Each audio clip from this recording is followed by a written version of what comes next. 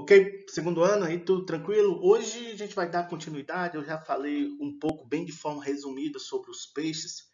Os peixes é o primeiro grupo da classe aí dos vertebrados que já são dotados de mandíbula. Então, os grupos, eles, os seus descendentes, a sua origem é de mais de 400 a 500 milhões de anos atrás, e tem a origem, seu ancestral são os agnatos, ou seja, são animais que não possuem mandíbula. E já dos peixes, dos condrites e dos osteídeos, que são os peixes ósseos e os peixes cartilaginosos, já tem o surgimento da mandíbula. E a mandíbula é um caractere evolutivo, porque constitui a chave do êxito dos vertebrados. Ajuda no processo de captação de presas, aumenta, aumenta a sua capacidade competitiva dentro do ecossistema. Então, a mandíbula é um fator chave nesse êxito dos vertebrados. E uma das características dos peixes em termos ecológicos é a sua função ectotérmica, a sua característica ectotérmica. O que é ectotérmico, professor? Ectotérmico é o seguinte: depende, para manter a sua temperatura corporal ou exercer as suas funções metabólicas, eles dependem da temperatura ambiental, ou seja, como são peixes, como são animais aquáticos, ou seja, marinhos de água doce e de ambientes úmidos, eles tendem a necessitar da temperatura do ambiente em que eles vivem para exercer as suas funções metabólicas, como reprodução, para exercer tipos de atividade, reprodução, forrageamento. Forrageamento é a procura de presas, dentre outros. Então, eles necessitam da temperatura. E esse processo a gente chama de termorregulação. Eles termorregulam de acordo com a temperatura ambiental. Quando falar de termorregulação, é o processo no qual o organismo ele depende de fontes externas para manter a sua temperatura corporal para que eles exerçam funções metabólicas. Positivo? A sistemática do peixe é classificado em condrites e osteídeos. Condrites são os peixes cartilaginosos. Isso significa que seu esqueleto, a sua parte de sustentação corporal é dotada de cartilagem. Já os osteídeos, a sua processo de sustentação, ou seja, seu arcabouço de sustentação, seu esqueleto é dotado de ossos. Os peixes cartilaginosos são tubarões, as quimérias, como exemplo aí na foto, e as arraias, uns exemplos. Os osteídeos são todos os peixes que são dotados de ossos, por exemplo, o, o dourado, o surubim, tudo isso são peixes ósseos. A maioria são marinhos, dentre outros são de água doce, ou dulcícolas. Suas funções vitais, em termos que eu falei: sistema digestório completo, sendo que há algumas diferenças entre os peixes cartilaginosos e os peixes ósseos. Uma dessas diferenças é a presença no intestino dos peixes cartilaginosos de uma dobra interna do intestino chamada válvula espiral. E essa válvula ela aumenta o poder de absorção dos alimentos. Dentre outras, a boca dos peixes geralmente eles têm uma aerodinâmica mais fossiforme, como se diz, como se fosse um avião. Isso também ajuda na sua locomoção, ou seja, os dentes, a boca dos peixes cartilaginosos ocupa uma posição ventral e forma várias fileiras, né, dentes pontiagudos, eles ajudam na captura das presas. Então tem alguns tipos de estruturas que diferenciam os peixes cartilaginosos dos peixes ósseos.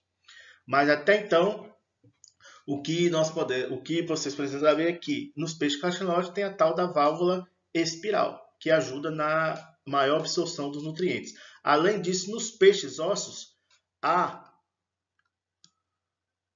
o tubo digestivo, ou seja, que elimina as excretas para o exterior, é o ânus. Já nos condrites, ou nos peixes cartilaginosos, tem o que a gente chama de cloaca, é onde que esse aparelho, esse sistema digestor funciona como excretor, ao mesmo tempo como excretor e reprodutor. Ou seja, os anfíbios também têm, ou a gente denomina de cloaca, não tem um ânus, porque tanto pela cloaca sai funciona como um sistema reprodutor e funciona como um sistema excretor. Ok? Diferença. Ânus nos peixes ósseos, tubo digestivo. Nos peixes cartilaginosos tem a cloaca. A cloaca é um órgão que funciona tanto como parte reprodutora como parte de excreção. Como eu falei, o sistema respiratório é do tipo branquial, ou seja, a troca de substâncias do meio externo para o meio interno, que é formado pelas brânquias, e tem algumas diferenças nos peixes cartilaginosos para os peixes ósseos. Nos peixes ósseos a gente tem uma abertura protetora, que já é o operáculo. Já nos peixes cartilaginosos são formados por 7 pares de fendas branquiais. Então, o que vocês precisam saber é que o tipo de respiração é branquial. Aqui, para você ter uma ideia, tem a boca anterior e o operáculo, ou seja, tem uma camada revestindo que protege a brânquia. Já nos peixes cartilaginosos, há 7 fendas branquiais, ou seja, elas não é protegida por uma camada, um opérculo que ele protege as brânquias. Como eu já falei, o sistema circulatório ele é fechado, ou seja, ele é bicavitário, ou seja, formado por um átrio e um ventrículo. Não há mistura. Quando eu falo fechado e completo, é porque não há mistura entre sangue venoso e sangue arterial. Como é que acontece isso? As brânquias absorvem o oxigênio, os nutrientes, os oxigênios da água, ele transporta para um dos ventrículos, o sistema ele absorve, leva o oxigênio para todos os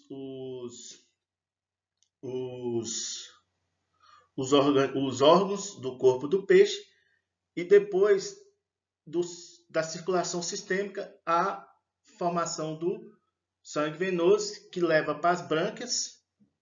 Das brânquias vai para das brânquias ocorre novamente a troca externa, a oxigenação, que é o sangue arterial, ou seja, não há mistura entre sangue venoso com sangue arterial. Sangue arterial é dotado de oxigênio, sangue venoso já leva o gás carbônico porque passou pelo processo de circulação, cai no sistema circulatório. As brânquias, como é o responsável por obter oxigênio, leva para o coração. O coração manda tudo para os organismos que necessitam desse oxigênio no processo de respiração. E novamente passa pelas brânquias e ocorre a oxigenação e tem todo esse ciclo, sem mistura entre os ambos os sangue. Por isso que é sistema circulatório fechado e completo. E é o sistema bicavitário. Ok? O interessante aqui é que a excreção dos peixes ocorre já tem a presença dos rins. São rins mesonéfricos, ou seja, localiza-se na região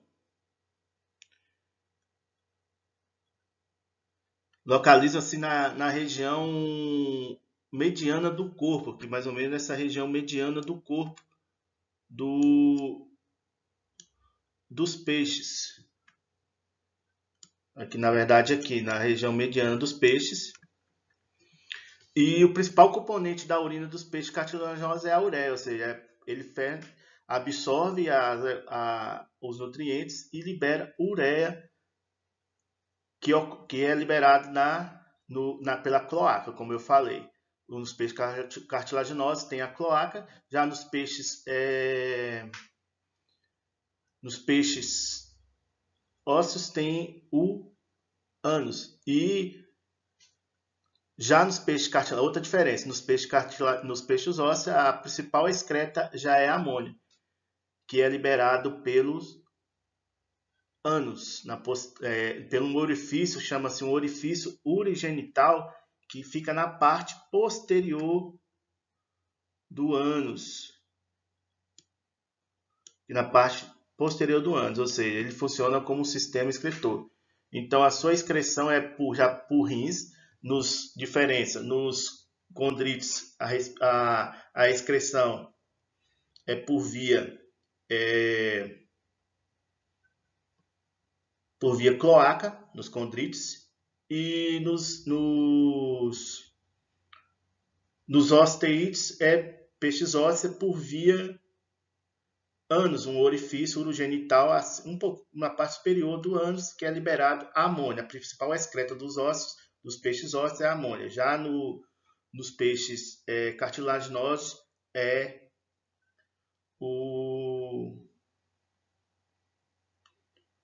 a ureia. Ok? Eu vou falar com mais detalhes sobre essa parte de morfologia, explicar cada parte dessa aqui, morfologia. Aqui é só a gente está vendo só a base das características gerais. O sistema nervoso central tem a presença de um sistema nervoso central representado pelo encéfalo, onde que o encéfalo é formado por um pequeno encéfalo e uma medula espinhal. Essa medula espinhal ela tem origem da notocorda, que é uma das novidades evolutivas da espinal ou espinhal, tanto faz, que tem a função de relação ao sentido, que traz a locomoção e dá sentido para os peixes, esse sistema.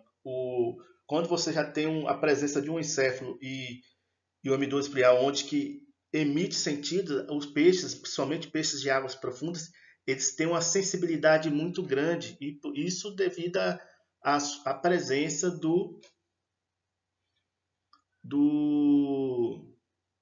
encéfalo, né? de um cérebro bem definido. Como eu falei, né? Tem um sistema nervoso central, que é dotado do pequeno encéfalo e uma medula espinal, que tem da origem da notocorda e de outras novidades evolutivas. Os seus sentidos, em relação aos sentidos, os peixes, depois eu vou mostrar com mais clareza, ele tem pequenos orifícios, né, que são a orelha interna. Essa orelha interna ela determina o equilíbrio do peixe e a sua visão ela é bem desenvolvida, principalmente em águas profundas. Eles detectam objetos bem próximos, então visão bem definido. O olfato também é bem desenvolvido, geralmente é por quimiorrecepção, ou seja, eles conseguem captar a recepção química de substâncias dissolvidas na água, ou seja, eles têm um aparato um arcabouço de sentidos bem desenvolvidos, principalmente pelo ambiente em que vivem. Geralmente, esses peixes têm animais que vivem nas grandes profundezas, então, quando a água é escura, então as suas percepções dos sentidos, olfatos, visão, as visões, elas são bem desenvolvidas justamente para captar. E o olfato, as suas pequenas narinas, elas conseguem ter uma quimiorrecepção muito avançada para detectar substâncias dissolvidas na água. Uma coisa bem interessante nos peixes é uma linha lateral. Geralmente, a maioria dos peixes, principalmente os peixes ósseos, tem uma linha lateral. Essa linha lateral ela é responsável pela percepção mecânica, ou seja, consegue sentir vibrações na água. Os tubarões ele tem um olfato muito grande. Quando você pega uma coisa com sangue, quando, por exemplo, você pega um peixe e coloca o sangue, os tubarões eles têm uma quimiorrecepção muito grande, que é o cheiro do sangue. Eles conseguem sentir a grandes distâncias o barulho. Se você fica quieto, qualquer movimento, ele, através dessa percepção da linha lateral, em alguns peixes, eles conseguem sentir vibrações, a presença de um predador e dentre outros. Então, a função dessa linha lateral é a percepção mecânica nas vibrações que ocorrem na água, ok? E a bexiga natatória.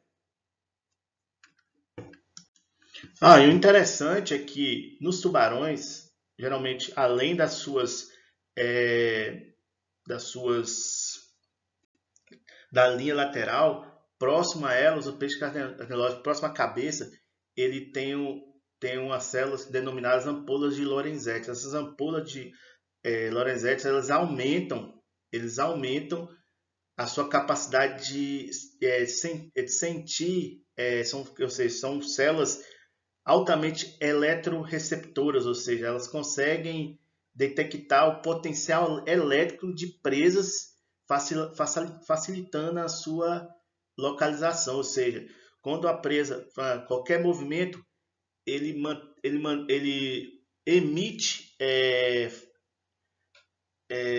ondas elétricas e os tubarões, devido a essas ampolas de Lorenzetti localizadas principalmente na região da cabeça, que o detalhe são células altamente sensoriais, poros, eles conseguem localizar a presa com grande facilidade. Dentro de umas características, que é uma diferença entre os peixes cartilaginosos, é a presença da bexiga natatória, ausente nos peixes cartilaginosos e presente nos peixes ósseos. Essa bexiga natatória ela ajuda na flutuabilidade de alguns peixes, exceto em alguns peixes ósseos que vivem no fundo dos rios. Apesar da presença da bexiga natatória, ela não ajuda no processo de flutuabilidade, ou seja, ela tem um papel muito importante, gasosa, rica em gases, para ajudar na flutuabilidade dos peixes, ok?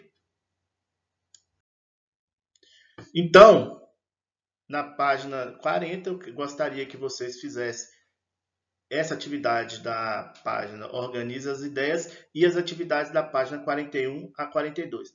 Na próxima aula, eu venho com a live, revisando novamente o conteúdo e falando sobre a reprodução dos peixes.